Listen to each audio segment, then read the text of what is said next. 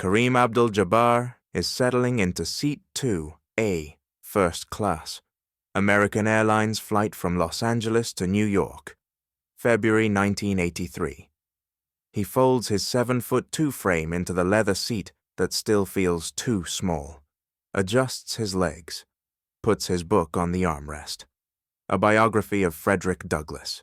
He has 6 hours to read, 6 hours of peace before the chaos of New York. Then a businessman boards, expensive suit, gold watch, looks at his ticket, looks at Seat 2B, looks at Kareem, and his face changes. What happens in the next 60 seconds doesn't involve fists, doesn't involve shouting, just one sentence that leaves a grown man speechless for 6 hours. Los Angeles International Airport, Gate 42, 7:15 a.m. The first-class lounge is quiet. Businessmen reading newspapers, executives reviewing documents. The occasional celebrity hiding behind sunglasses. Kareem sits in the corner, trying to be invisible, an impossible task when you're 7'2" and the most famous basketball player in America. He's coming off his 13th NBA season, 35 years old, 5 championships with the Lakers, another one coming in June. He doesn't know that yet. Right now, he's just tired. The season is grinding. His body aches in places it didn't ache 10 years ago. His knees, his back, the chronic migraines that started in college.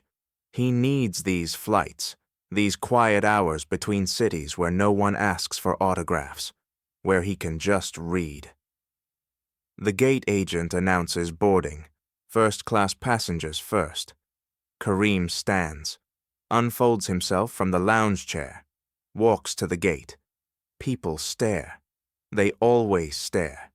He's used to it. Learn to look past it.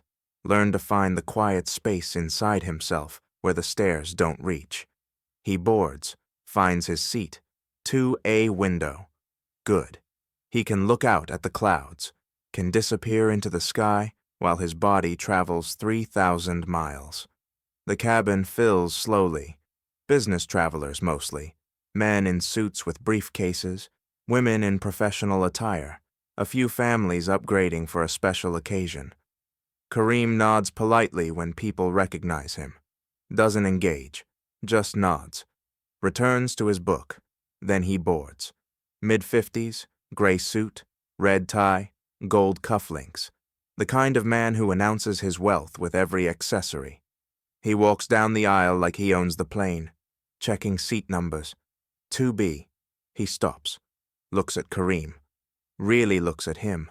Not the way fans look, not with admiration or curiosity, with something else. Something Kareem has seen his entire life. Something he first saw in Harlem when he was a kid. Something that never went away no matter how many championships he won. The man's face tightens. His jaw sets.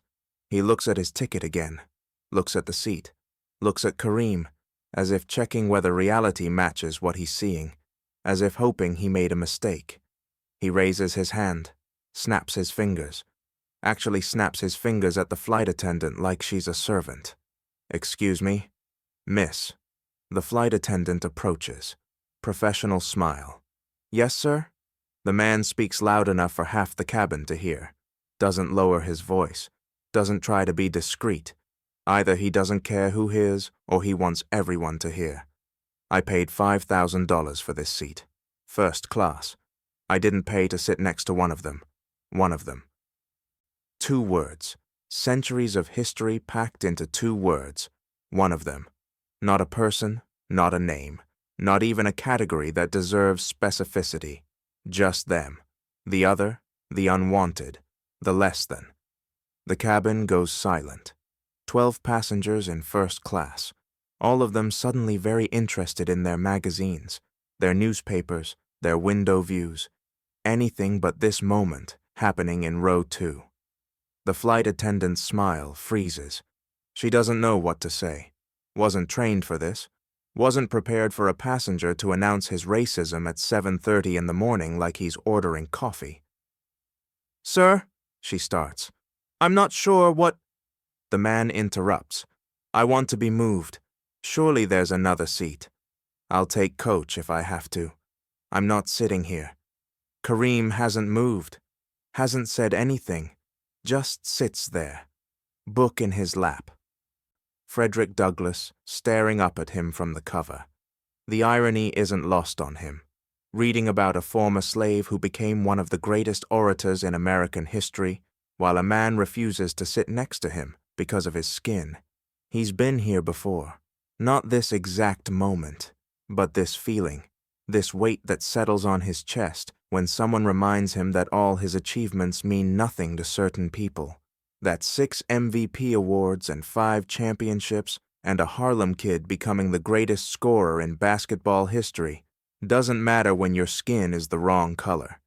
He could get angry, has that right, has every right to stand up and unleash 35 years of accumulated fury at this man in his expensive suit, to ask him what he's ever accomplished, what he's ever contributed.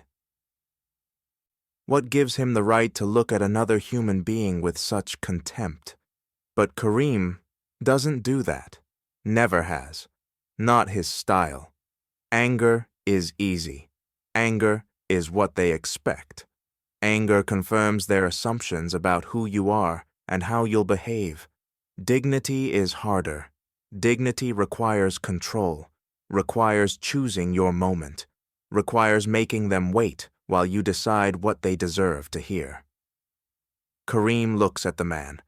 Direct eye contact. The kind of eye contact that makes people uncomfortable, that forces them to see you as human, as equal, as someone who won't look away first. Then he speaks. One sentence, calm, clear, every word measured. Sir, I've sat next to plenty of people who've accomplished nothing in their lives. I'm sure I can manage one more. The cabin holds its breath. The businessman's face goes through a transformation. Red to white, anger to confusion to something that looks like shame. His mouth opens, closes, opens again. Nothing comes out. Kareem turns back to his book, opens to the page he was reading, doesn't look at the man again. The conversation is over. The flight attendant stands frozen, doesn't know what to do. The businessman is still standing in the aisle, blocking traffic, other passengers trying to board, looking at this scene they walked into. Sir, the flight attendant finally speaks. Do you still want to be moved? The businessman looks at her, looks at Kareem, looks at the seat he paid $5,000 for, looks at his own reflection in the window behind Kareem's head. He sits down, doesn't say a word, just sits, puts his briefcase under the seat in front of him, buckles his seatbelt. Stares straight ahead at the seat back in front of him. The flight attendant exhales, moves on. The other passengers return to their magazines. The plane finishes boarding. The captain announces departure. The engines roar. They take off. For 6 hours, the businessman doesn't speak, doesn't ask for drinks, doesn't read, doesn't work, just sits, staring forward, occasionally glancing at Kareem, then looking away quickly when Kareem notices. Kareem reads his book, all of it. Frederick Douglass, the life of a man born into slavery who taught himself to read, who escaped to freedom, who became one of the most powerful voices against injustice in American history, who faced men like the one sitting next to Kareem every day of his life and never stopped speaking. The plane begins its descent into JFK. The captain announces weather conditions, temperature, local time, the usual. The businessman stirs. First movement in hours. He turns slightly toward Kareem, opens his mouth, closes it, opens it again. I apologize. 2 words. Quiet. Almost whispered. Kareem looks at him. Doesn't say anything. Waits. The businessman continues, voice shaking slightly. What I said, it was wrong. I know it was wrong when I said it. My father, the way I was raised. That's not an excuse. I know it's not. I've been sitting here for 6 hours thinking about what you said. about accomplishing nothing. And you're right. I have accomplished nothing. Nothing that matters. I make money. I have a nice house. My kids barely know me because I'm always traveling. My wife. We don't talk anymore. Not really. I have everything, and I have nothing. He pauses, takes a breath. And you're Kareem Abdul-Jabbar. I know who you are. Everyone knows who you are. 6 championships, the greatest scorer in history. And I looked at you and I saw what I was taught to see. Not who you are, what you've done, just the color. And I'm ashamed. Kareem closes his book, looks at this man, really looks at him, sees the shame, the confusion, the crack in the armor that arrogance builds to protect fragile egos. He could destroy this man, has every right, could tell him that his apology means nothing, that 6 hours of silence doesn't erase a lifetime of prejudice, that the damage is done and can never be undone. But Kareem doesn't do that either. Apologies are easy to say. He speaks slowly, meaning every word. Living differently is hard. You said your kids barely know you. Change that. Start there. Show them a different way than what your father showed you. The man nods, tears in his eyes, actual tears. A 55-year-old businessman crying in seat 2B because a basketball player told him to be a better father. The plane lands, taxis to the gate. The seatbelt sign turns off. Passengers stand, gather their things. The usual chaos of arrival. The businessman stands, looks at Kareem one more time. Thank you for not giving me what I deserved. Kareem nods. You still have time to become someone worth sitting next to. The man walks off the plane. Kareem never sees him again. Doesn't know if he changed. Doesn't know if he went home and hugged his kids.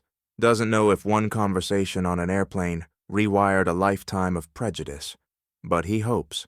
That's all you can do sometimes. Plant a seed. Hope it grows. Move on to the next moment, the next confrontation, the next person who needs to be reminded that dignity isn't given, it's claimed. Years later, Kareem would write about moments like this, about the cumulative weight of 1,000 small humiliations, about the choice between anger and dignity, about why he chose silence and calm when fury would have been easier. Anger validates their assumptions.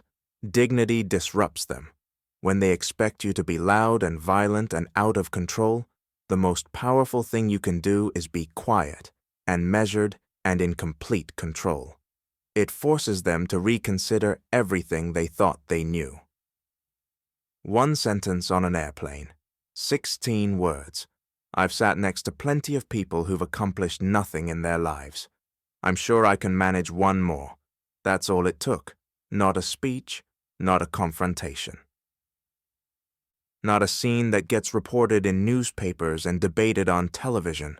Just one sentence delivered with the calm certainty of a man who knows exactly who he is, who doesn't need anyone else's approval or permission, who has faced 1,000 men like this and will face 1,000 more, and who learned, somewhere along the way, that the best response to hatred is not more hatred. It's truth. The simple, devastating truth that strips away pretense and forces people to see themselves clearly. Who's sitting next to you right now? Who's looking at you and seeing only what they were taught to see? And when that moment comes, what will you say? Kareem had 16 words ready. How many do you need?